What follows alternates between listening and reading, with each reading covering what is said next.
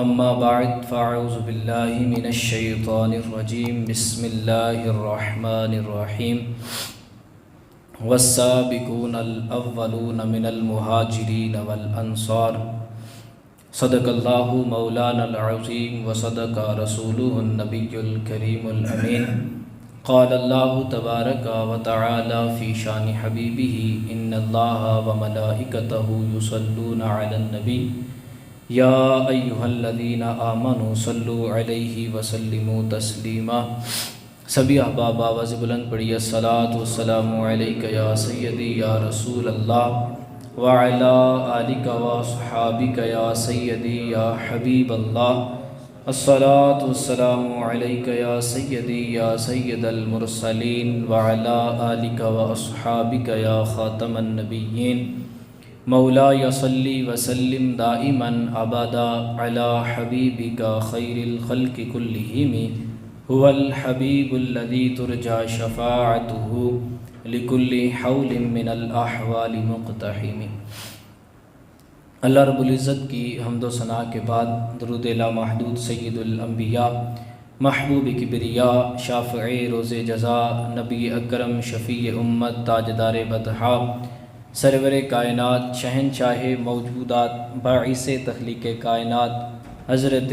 محمد مصطفیٰ احمد مجتبیٰ صلی اللہ تعالی علیہ وآلہ وسلم کی بارگاہ اقدس کے اندر ہدیہ درود و سلام پیش کرنے کے بعد معزز و محترم سامعین کرام و حاضرین ذی احتشام، اللہ رب العزت کا کروڑہا بار شکر ہے کہ اس نے ایک مرتبہ پھر ہمیں زندگی کے اس فانی ایام کے اندر جمعۃ المبارک کی حسین گھڑیاں عطا فرمائیں۔ اللہ رب العزت سے دعا ہے کہ اللہ تبارک و تعالی ہمیں اس دن کو خوب نیکیوں میں گزارنے کی توفیق عطا فرمائے۔ اپنے محبوب صلی اللہ تعالی علیہ وآلہ وسلم پر درود و سلام پڑھتے ہوئے اپنی زبان کو اپنے ذکر سے اور اپنے محبوب بندوں کے ذکر سے تر رکھنے کی توفیق عطا فرمائے۔ اللہ تبارک و تعالیٰ نے قرآن مجید فرقان حمید کے اندر صحابہ کرام علیہم الرضوان کی بارہا جگہ پر وہ شانوں کو بیان کیا۔ اسی طرح اللہ تبارک و تعالیٰ نے ایک مقام پہ ارشاد فرمایا والسابقون الاولون من المہاجرین والانصار، کہ وہ لوگ جو سابقون الاولون ہیں، یعنی جو سب سے پہلے ایمان لائے اور اولین صحابہ میں سے ہیں، آپ پر اولین ایمان لانے والوں میں سے ہے۔ اللہ فرماتا ہے کہ وہ رب سے راضی ہیں اور رب ان سے راضی ہے اور ان کے لیے جنت کا وعدہ ہے۔ اب دیکھیے اللہ تبارک و تعالیٰ نے اس اسلوب کو بڑے خوبصورت انداز کے ساتھ بیان کیا۔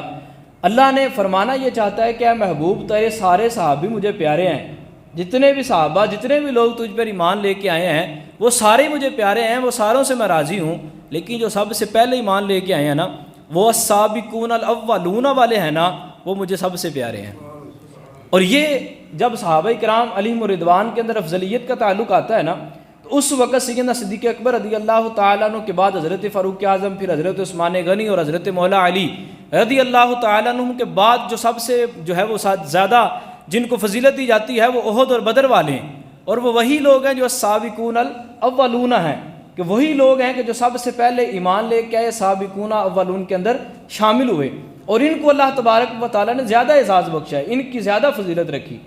تو انہی لوگوں کے اندر حضرت سیدنا عثمان غنی رضی اللہ تعالی عنہم ہے کہ ان کی شان و قدرت اور ان کی منزلت اور ان کی فضیلت آپ نے پچھلے جمعہ بھی سنی کہ ان کو اللہ تبارک و تعالیٰ نے کتنی شانیں عطا فرمائی، کتنی وہ قوتیں اور منزلیں عطا فرمائی کہ رسول کائنات صلی اللہ تعالی علیہ وآلہ وسلم نے دو چیزوں کے اندر ان کو اپنے ساتھ مشابہ قرار دیا اور فرمایا کہ میرے صحابہ میں شکل و صورت کے اندر جو مجھ سے سب سے زیادہ مشابہت رکھنے والے ہیں وہ حضرت عثمان غنی ہیں، اور دوسری طرف مشابہت دی کہ جو سب سے زیادہ کردار کے اندر مشابہت رکھنے والے میرے ساتھ ہیں وہ بھی حضرت عثمان غنی رضی اللہ تعالیٰ عنہ۔ یعنی اتنی شان آقا کریم صلی اللہ تعالی علیہ وآلہ وسلم نے آپ کی بیان کی۔ اور پھر دوسری دیکھیے کہ کوئی بھی حضرت آدم سے لے کر حضور سید عالم صلی اللہ علیہ وسلم تک کوئی بھی ایسا شخص نہیں آیا کہ جس کے نکاح کے اندر ایک نبی کی دو بیٹیاں آئی ہوں۔ یہ فضیلت نہ حضرت ابوبکر صدیق کو ملی، نہ حضرت فاروق اعظم کو ملی، اور نہ مولا علی، نہ کسی اور صحابی کو ملی۔ یہ اتنی بڑی فضیلت اور صرف حضرت عثمان غنی کو ملی کہ ان کے نکاح کے اندر حضور کی دو بیٹیاں آئیں۔ اور پھر حضور سید عالم صلی اللہ تعالی علیہ وسلم فرماتے ہیں، ترمذی شریف کی حدیث پاک ہے، حضور فرماتے اگر میری 40 بیٹیاں بھی ہوتی اور یکے بعد دیگرے میں عثمان کے نکاح میں سب کو دے دیتا. یعنی اس قدر حضرت عثمان غنی رضی اللہ تعالیٰ عنہ سے حضور کی محبت کا انداز ہے. اور پھر لوگ ان پہ اعتراض کرتے ہیں کہ حضرت عثمان غنی رضی اللہ تعالیٰ عنہ خلیفہ بنے تو غصب کیا تو یہ معاملہ ہوا تو وہ معاملہ ہوا. آج میں ان کی خلافت پر ہی بات کروں گا کہ ان کو خلیفہ بنایا کس طرح گیا, خلیفہ کس طرح منعقد ہوئے, اور پھر اس کے بعد انہوں نے کس طرح کام کیے, اسلام کو کس طرح عروج ملا, اور پھر کس طرح جو ہے وہ ظلم اور زیادتی کے ساتھ حضرت سیدنا عثمان غنی رضی اللہ تعالیٰ عنہ کو شہید کر دیا گیا. حضرت عثمان غنی رضی اللہ تعالیٰ, یہ دیکھیں کہ جب حضور سید عالم صلی اللہ تعالیٰ علیہ وآلہ وسلم اس دنیا سے رخصت ہوئے ظاہری طور پر, تو خلافت کا ایک سلسلہ چلا. حضرت سیدنا صدیق اکبر رضی اللہ تعالیٰ عنہ حضور کے خلیفہ کے طور پر منعقد ہوئے. آپ نے اپنا جو ہے وہ خلافت کا منصب سنبھالا. اس پر بھی انشاءاللہ کبھی تفصیلی بات ہوگی کہ آپ خلیفہ بنے کس طرح, وہ کن امور کے ساتھ بنے. آپ نے پھر جو ہے وہ حضرت عمر رضی اللہ تعالیٰ عنہ کے لیے خلافت لکھ کے دی تھی. یعنی چند صحابہ کے ساتھ مشورہ کیا, ان سب کو بتایا کہ اگر میں تمہارے لیے عمر کو سب سے بہتر سمجھتا ہوں تو اس لیے میں تمہارے لیے اگر عمر کو منتخب کر دوں تو تم کیا کہتے ہو. تو صحابہ نے کہا اگر آپ بنا دیں گے تو ہم اطاعت کریں گے, قبول کریں گے. تو حضرت صدیق اکبر رضی اللہ تعالیٰ نے حضرت فاروق اعظم رضی اللہ تعالیٰ عنہ کو خلیفہ منعقد کر دیا, لکھ کے دے دیا کہ یہ میرے بعد خلیفہ ہیں. پھر جب حضرت عمر فاروق اعظم رضی اللہ تعالیٰ عنہ کا دور آیا تو آپ رضی اللہ تعالیٰ عنہ کو کئی بار پہلے کہا گیا خلیفہ بنانے کے لیے, لیکن آپ خاموش رہے. اور آپ نے فرمایا کہ مجھ سے جو پہلے خلیفہ بن کے گئے, یعنی وہ مجھ سے بھی افضل تھے, وہ سیدنا صدیق اکبر تھے. انہوں نے اپنا خلیفہ منعقد کیا, لکھ کے دیا, لیکن جو ان سے بھی افضل تھے, جو رسول کائنات تھے صلی اللہ تعالی علیہ وآلہ وسلم, انہوں نے تو اپنا خلیفہ کسی کو منعقد کر کے تو نہیں گئے تھے ظاہری طور پر. تو اس لیے میں ان کی سنت پہ عمل کروں گا جو سب سے افضل ہیں, یعنی رسول کائنات صلی اللہ تعالی علیہ وآلہ وسلم کی. تو اب آپ نے کوئی خلیفہ لکھ کر نہ دیا. پھر جب آپ زخمی ہوئے, زخم کی حالت کے اندر صحابہ آپ کے پاس آئے, انہوں نے عرض کیا کہ سیدی آپ خلافت کے لیے کسی کا نام لکھ کے دیں. تو آپ نے پھر مجبوراً صحابہ کے کہنے پر 6 افراد کے نام لکھ کے دیے. آپ نے ان 6 افراد کے نام لکھے اور فرمایا کہ ان 6 کے اندر جو فیصلہ قرار پائے گا, جو یہ فیصلہ کریں گے یہ 6 لوگ, ان میں حضرت مولا علی رضی اللہ تعالیٰ عنہ, حضرت عثمان غنی رضی اللہ تعالیٰ عنہ, یہ اکابر صحابہ میں سے تھے جو بڑے معتبر سمجھے جاتے تھے اور لوگ جن کی بات سنتے تھے, بقیہ صحابہ جن کی اتباع کرتے تھے. ان صحابہ کے نام آپ نے دیے کہ جن میں حضرت مولا علی ہیں, حضرت عثمان غنی ہیں, حضرت عبد الرحمن بن عوف, حضرت طلحہ, حضرت زبیر اور حضرت سعد بن ابی وقاص رضی اللہ تعالیٰ عنہ. یہ 6 صحاب تھے کہ جن کا نام حضرت عمر فاروق اعظم رضی اللہ تعالیٰ عنہ نے لکھ کے دیا. اور پھر ساتھ بڑی اچھی تلقین بھی کی. فرمایا میرا بیٹا عبداللہ بن عمر رہے گا ان کے ساتھ, لیکن خلافت میں اس کا کوئی حق نہیں ہے.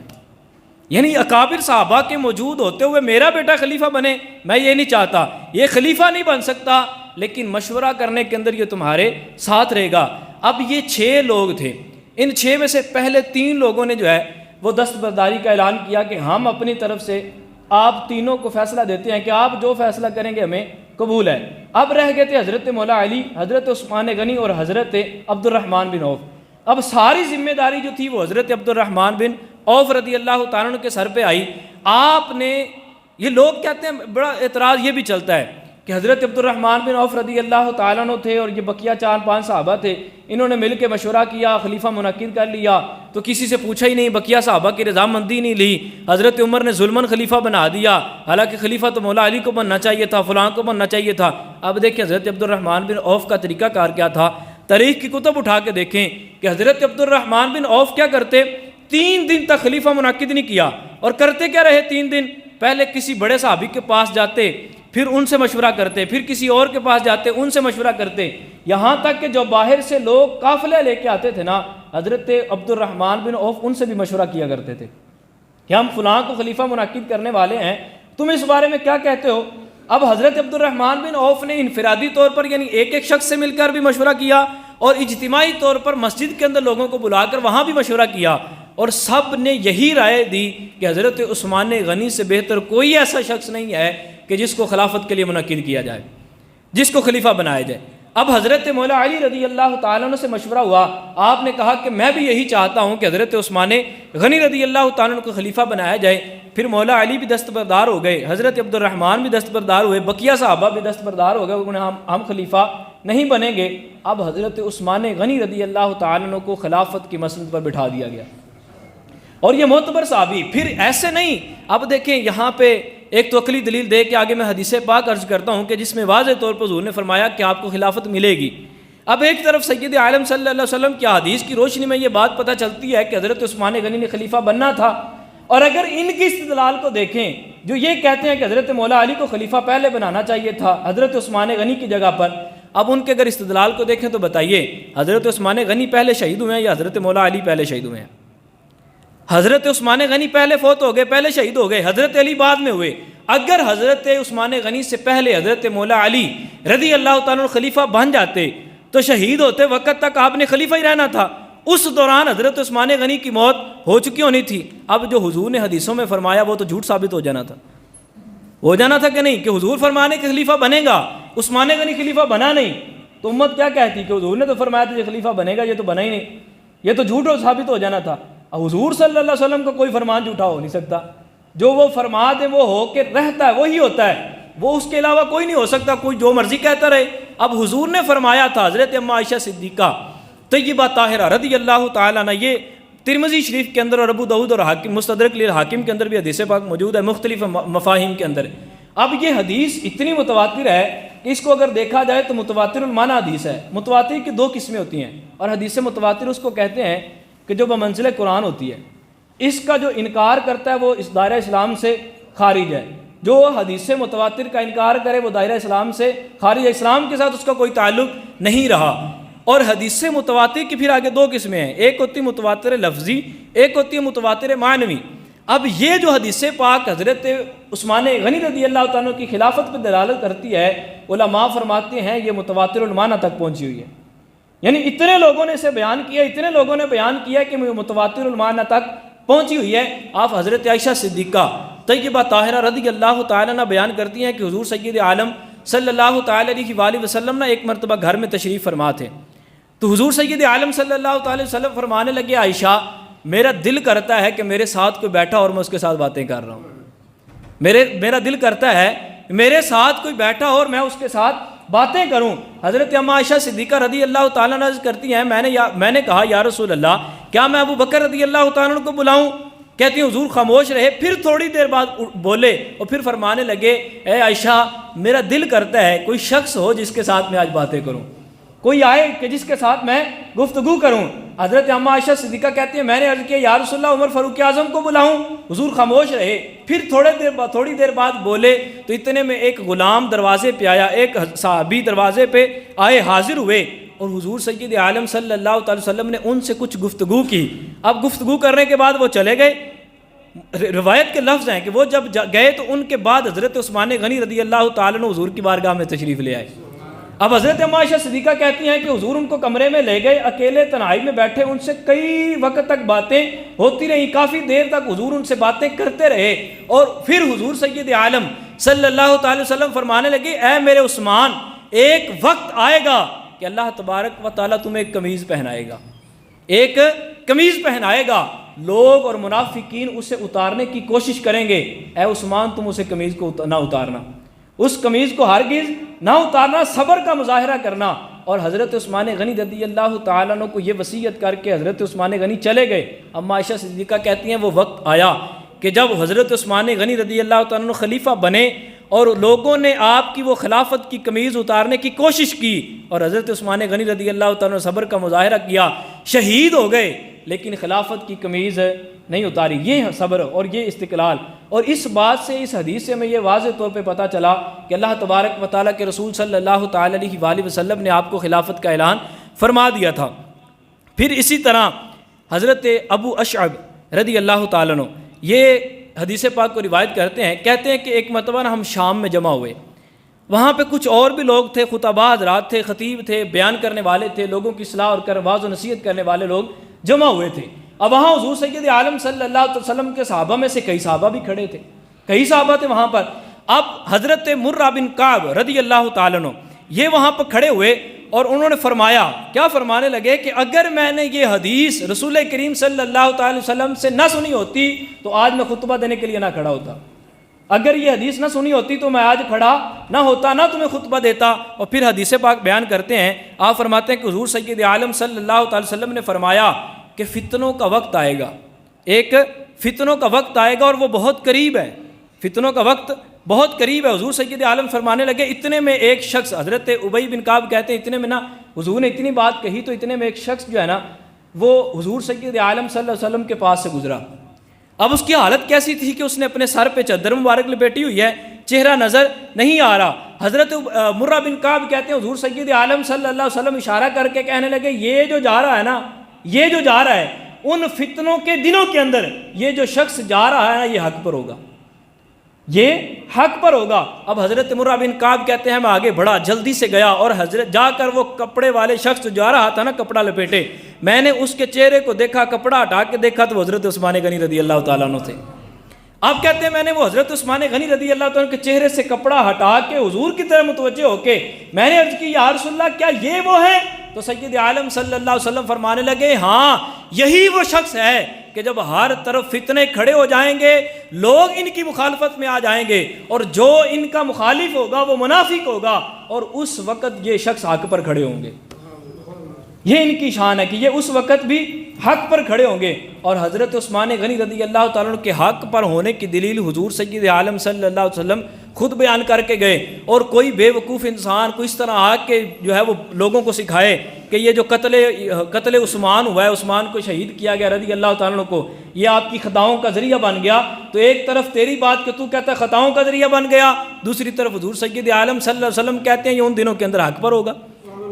جب فتنے اٹھیں گے، ہر طرف منافقین اٹھیں گے، اس دور کے اندر بھی یہ وہ شخص ہے جو حق پر کھڑا ہوگا۔ اور پھر حضور سید عالم صلی اللہ تعالی وسلم نے آپ کو یہ بھی تلقین فرمائی تھی کہ جب تمہاری وہ خلافت کی قمیض اتارنے کی کوشش کریں تو صبر اور استقلال کے ساتھ کھڑے رہنا۔ اب وہ وقت آیا کہ جب حضرت فاروق اعظم رضی اللہ تعالیٰ عنہ اس دنیا سے رخصت ہوئے، حضرت عثمان غنی رضی اللہ تعالیٰ عنہ کو خلیفہ منعقد کر دیا گیا، خلیفہ بنا دیا گیا۔ اب سب سے زیادہ جن کی خلافت کا دور ہے نا وہ حضرت عثمان غنی رضی اللہ تعالیٰ عنہ ہے۔ حضرت صدیق اکبر نے 2 یا 2.5 سال خلافت کی، حضرت فاروق اعظم نے 10 سال خلافت کی، اور ان دونوں کو ملا کر حضرت عثمان غنی رضی اللہ تعالیٰ عنہ نے 12 سال حکومت کی ہے،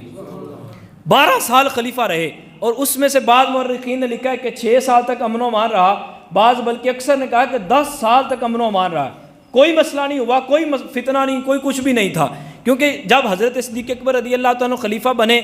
تو اس وقت ایک فتنہ اٹھا، کچھ زکوٰۃ کا انکار کرنے والے اٹھے، کچھ مرتدین اٹھے، کچھ نبوت کا دعویٰ کرنے والے اٹھے۔ حضرت صدیق اکبر کے دور میں اکابر صحابہ موجود تھے، حضرت فاروق اعظم جیسے ضرورت مند لوگ موجود تھے، اور پھر حضرت صدیق اکبر تو اتنے ڈٹ جانے والے کہ زکوٰۃ نہ دینے والوں کے خلاف جہاد کرنے کے لیے نکل پڑے، اتنے مضبوط تھے، ان کے خلاف کون کھڑا ہو سکتا تھا؟ اب حضرت صدیق اکبر رضی اللہ تعالیٰ کے دور میں سارے فتنے ختم کر دیے گئے، اور پھر حضرت فاروق اعظم کے دور کے اندر اسلام کو وہ قوت ملی کہ آج کے دور کے انگریز بھی یہ بات مانتے ہیں کہ حضرت عمر رضی اللہ تعالیٰ اگر ایک عمر اسلام کے اندر اور آ جاتا تو آج پوری دنیا کے اندر صرف اسلام ہی ہوتا۔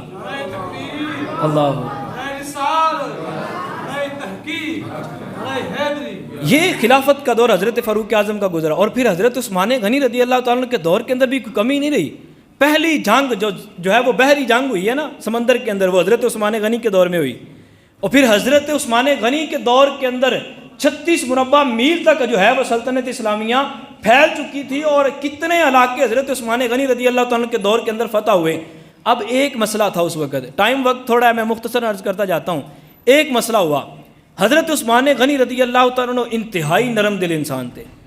انتہائی نرم دل انسان، یعنی آپ رضی اللہ تعالیٰ اس طرح کے تھے کہ آپ پر خود ظلم ہو جائے تو ہو جائے لیکن کسی پر ظلم نہیں کرتے تھے۔ ان کی نرم دلی کا اندازہ اس طرح لگائیے، حضرت داتا حضور رحمۃ اللہ تعالیٰ علیہ فرماتے ہیں کشف المحجوب شریف کے اندر کہ حضرت عثمان غنی رضی اللہ تعالیٰ کے 40,000 تقریباً غلام تھے، 40,000 یا 40,100 کے قریب آپ کے غلام تھے۔ آپ فرماتے ہیں کہ ایک مرتبہ باغ کے اندر سے لکڑیوں کا گٹھا اٹھا کے خود اپنی کمر پہ لاد کے لے آ رہے تھے،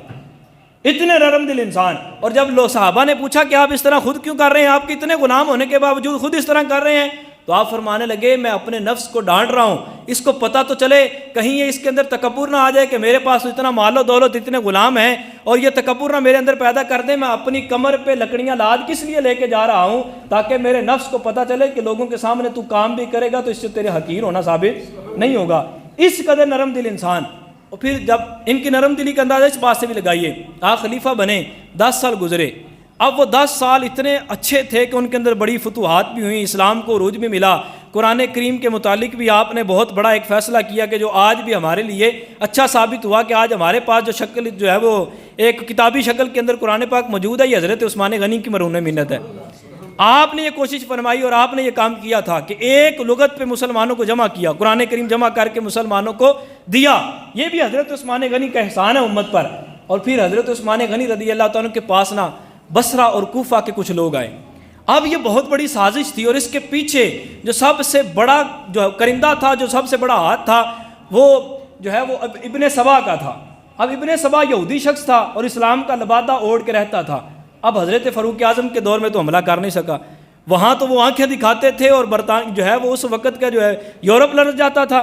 وہ بیٹھا ہوا روم کے اندر جو ان کا سلطنت اس وقت سب سے مضبوط سلطنت روم تھی۔ جب حضرت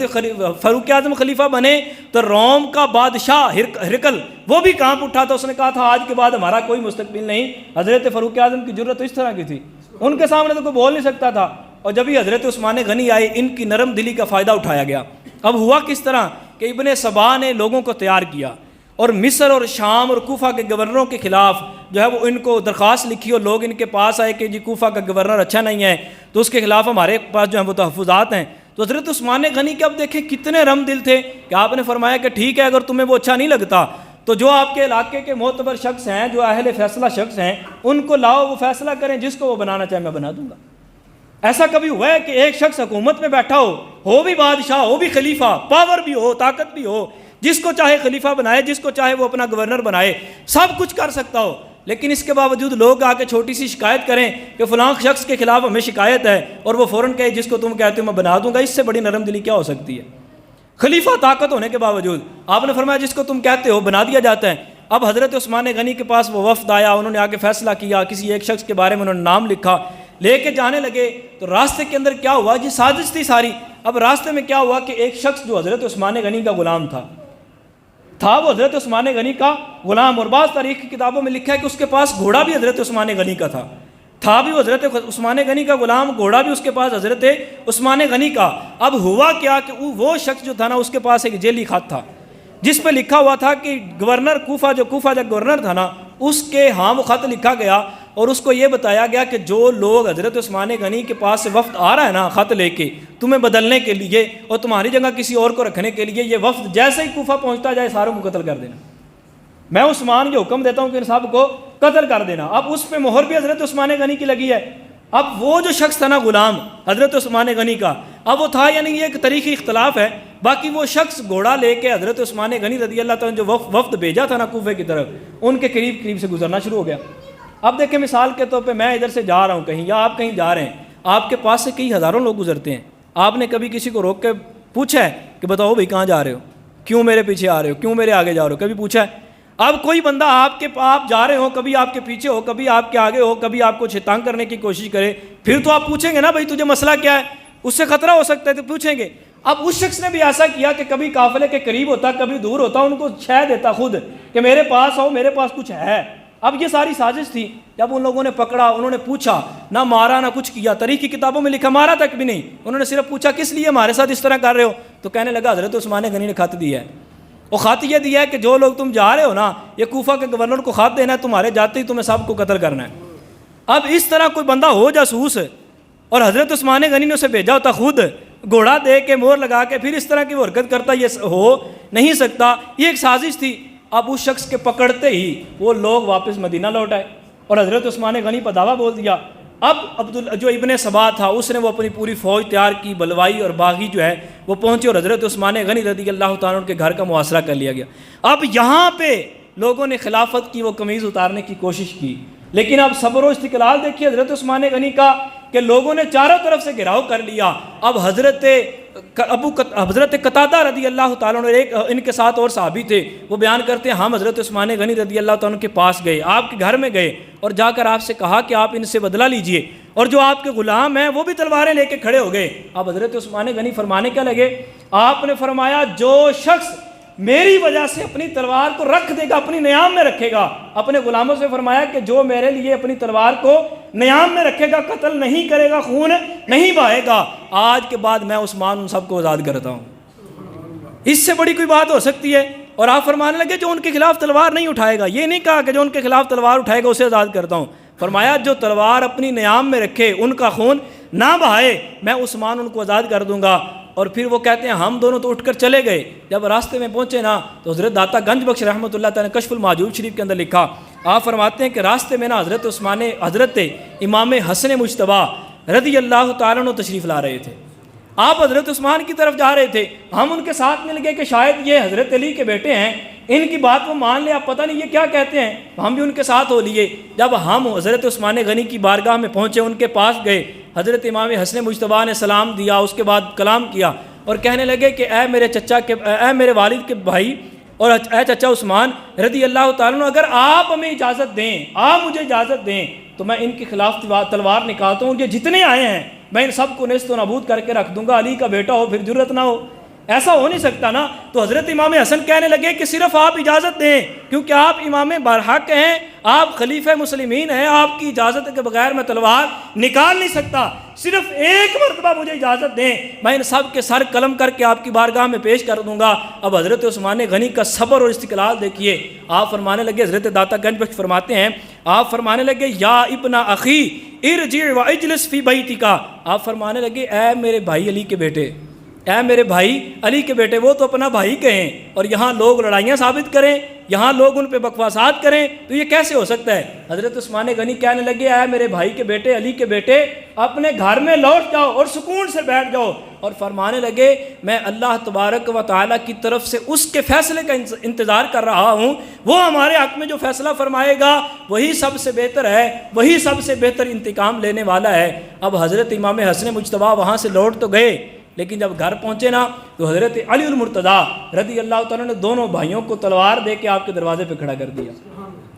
حضرت عثمان کی عزت کی, آپ کی جان کی خاطر حضرت امام حسن آپ کے دروازے پہ کھڑے, امام حسین آپ کے دروازے پہ کھڑے ہوئے. اور جو آج اہل بیت کا نام لے کر حضرت عثمان غنی کے خلاف بھونکے, اس کو ایک مرتبہ صرف نظر کر لینی چاہیے کہ جن کے پہرے دار امام حسن و حسین بنے ہیں ان کے خلاف کیسے بول سکتے ہیں, ان کے خلاف کیسے بات کر سکتے ہیں. ان کو تھوڑا سوچنا چاہیے. اب حضرت داتا گنج بخش نے بڑی پیاری بات کہی. آپ فرمانے لگے, یہاں ایک میں بھی نقطہ عرض کرتا ہوں, صوفیانہ نقطہ ہے نا. وہ فرمانے لگے حضرت عثمان غنی رضی اللہ تعالیٰ عنہ کا حال وہی تھا جو حضرت ابراہیم خلیل اللہ کا تھا. وہ ایک طرف آتش نمرود تھی, حضرت ابراہیم علیہ السلام حق پہ کھڑے ہیں, آتش نمرود کو جلایا گیا, حضرت ابراہیم پر ظلم زیادتی کرنے کی کوشش کی گئی. وہاں آتش نمرود تھی, یہاں باغی اور بلوائی تھے. وہاں پہ حضرت ابراہیم علیہ السلام کو آگ کے اندر ڈال دیا گیا, اور یہاں حضرت عثمان غنی رضی اللہ تعالیٰ عنہ پر حملہ کر دیا گیا. اور وہاں ابراہیم علیہ السلام کے پاس آنے والے جبریل تھے, جنہوں نے آ کر یہ کہا کہ ابراہیم اگر آپ کہیں تو میں ان کو نیست و نابود کر کے رکھ دوں, یہ آگ بجھا کے رکھ دوں. تو حضرت ابراہیم نے جواب دیا کہ میرا اللہ مجھے کافی ہے, وہ دیکھ رہا ہے, وہ جو فیصلہ کرے گا بہتر کرے گا. ایک طرف ان کی حفاظت کے لیے آنے والے جبریل تھے, ادھر حضرت عثمان غنی کی حفاظت کے لیے آنے والے حضرت امام حسن مجتبیٰ تھے. ان کی حفاظت کے لیے آنے والے حضرت امام حسن مجتبیٰ تھے. اور جو جواب حضرت ابراہیم علیہ السلام نے حضرت جبریل کو دیا تھا, وہی جواب حضرت عثمان غنی رضی اللہ تعالیٰ نے حضرت امام حسن مجتبیٰ کو دیا. اور پھر آخر وہ وقت آیا کہ جب دیوار کے پچھلے حصے سے بلوائیوں نے پھلانگ کر حضرت عثمان غنی کو قتل کر دیا. یہاں ایک بات کرتا چلوں کہ جب حضرت عثمان غنی رضی اللہ تعالیٰ کو قتل کرنے لگے نا, قتل کرنے کے لیے آئے سارے, انہوں نے گھراؤ کر لیا, آخری دن تھا. اب حضرت عثمان غنی رضی اللہ تعالیٰ چھت پہ چڑھے, اپنی بالکونی پہ آ کے چھت پہ چڑھ کے آپ ان سے اعلان مخاطب ہو کے فرمانے لگے. آپ فرمانے لگے اے لوگو, میں تمہارے رسول کا وہ غلام ہوں جس نے رسول کریم صلی اللہ تعالی علیہ وآلہ وسلم سے ان کی زندگی کے اندر 3 مرتبہ جنت خریدی ہے, اور مسجد نبوی جس میں تم نمازیں پڑھتے ہو وہ اس کی جگہ خرید کے میں نے دی. جب رسول کریم علیہ السلام نے فرمایا کہ جو مسجد نبوی کے لیے جگہ خرید کے دے گا اس کے لیے جنت ہے, میں نے وہ جگہ خرید کے دی. جب سید عالم صلی اللہ علیہ وسلم نے بیر روما کے کنویں کو خریدنے کا حکم دیا, اس کے لیے جنت کی نوید سنائی, تو جو بیر روما کو خریدنے والا تھا وہ میں عثمان تھا. اور پھر فرمانے لگے میری شان اور شوکت یہ ہے اور میری حضور سے محبت یہ ہے کہ یہ میرا ہاتھ, اپنا ہاتھ بلند کیا اور فرمانے لگے یہ میرا ہاتھ کہ جو رسول کریم صلی اللہ علیہ وسلم کے ہاتھ مبارک سے ملا ہے, آج تک میں نے اسے اپنی شرمگاہ کو بھی نہیں لگایا، اور کوئی بھی گندی چیز جو نجاست والی اور گندی ہو میں نے اپنے ہاتھ کے ساتھ نہیں لگائی۔ تو جب میں نے وہ ہاتھ کو جو رسول کریم کے ہاتھ میں گیا تھا اس کے ساتھ نجس چیز نہیں لگنے دی، تو جو خلافت حضور سید عالم صلی اللہ علیہ وسلم کی وراثت میں ہمیں ملی ہے، میں اس کے اندر گندگی کیسے پھیلا سکتا ہوں؟ اس کے اندر گندگی کیسے پھیلا سکتا ہوں؟ یہ اعلان کیا، جو صحابہ حق والے تھے ان کی چیخیں نکل گئی، لیکن بلوائیوں کو اس وقت بھی حیا نہ آئی، کیونکہ یہ یہودیوں کے پلندے تھے، اس وقت بھی انہیں یہودیوں نے تیار کیا، اور آج کی جو ملت کے اندر صحابہ پہ بھونکنے والے ہیں ان کو بھی یہودیوں نے تیار کیا۔ نہ ان کو حضرت عثمان کی سمجھ آئی، نہ ان کو ہماری سمجھ آنی ہے، لیکن عقیدے والا وہی ہے، پختہ وہی ہے کہ جو صحابہ سے بھی محبت کرنے والا ہو، اہل بیت اطہار سے بھی محبت کرنے والا ہو، اور ان لوگوں سے ہمیشہ دور رہنے والا ہو جو صحابہ کرام کے بارے میں نازک بات کرے یا اہل بیت اطہار کے بارے میں کوئی نازک بات کرے۔ اس لیے ہمیں ہمیشہ مضبوط رہنا چاہیے، اور حضرت عثمان غنی رضی اللہ تعالیٰ کی وہ ہستی ہے کہ حضور سید عالم صلی اللہ علیہ وسلم کو بھی ان سے محبت تھی، اللہ کو بھی ان سے محبت تھی، اور حضرت علی رضی اللہ تعالیٰ عنہ کو بھی ان سے پیار تھا۔ اور آخری بات، وقت زیادہ ہو گیا لیکن آخری بات میں عرض کروں گا، حضرت حذیفہ بن یمان رضی اللہ تعالیٰ نے بڑی پیاری بات کہی تھی۔ آپ جب شہید ہو گئے نا تو آپ جو ہے وہ مدائن میں تھے، صرف آپ کا جو ہے وہ اہم نقطہ میں عرض کروں گا، آپ فرمانے لگے حضرت عثمان غنی رضی اللہ تعالیٰ عنہ کا قتل ہو گیا، شہید ہو گئے، اب مسلمانوں کے اندر فتنہ برپا ہوگا، ایک پہلا فتنہ حضرت عثمان غنی کا قتل ہے، آخری فتنہ دجال ہوگا۔ اور آپ فرمانے لگے جو حضرت عثمان غنی کے قاتلین پر ذرا بھی محبت رکھنے والا ہے وہ دجال کا ساتھی ہے، اگر اس نے دجال کو پا لیا تو اس کے ساتھ شریک ہوگا، اور اگر وہ اس کو پائے بغیر مر گیا تو قبر کے اندر وہ دجال پر ایمان لانے والا ہوگا۔ اتنی بڑی سخت نوید آپ نے سنائی، اور یہ ہو کر رہنا ہے۔ اس لیے حضرت عثمان غنی کے قاتلین سے ہمیں جو ہے وہ نفرت ہے، اور حضرت عثمان غنی سے ہمیں محبت ہے۔ اللہ تبارک و تعالیٰ ہمیں تمام صحابہ و اہل بیت کی محبت عطا فرمائے۔ وآخر دعوانا الحمدللہ رب العالمین۔